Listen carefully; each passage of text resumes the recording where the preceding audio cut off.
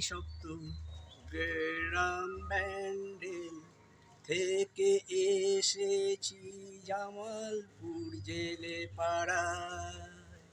এই জেলে পাড়ার এলাকাটা খুব ভালোই লাগছে আমার।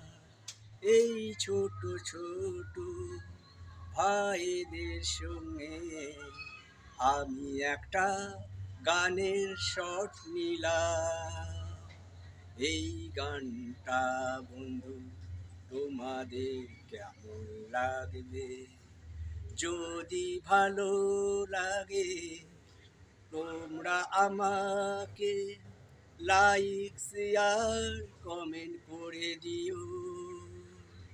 এই জায়গাটা এত ভালো বলবো বন্ধু তোমাদের আর কি গো।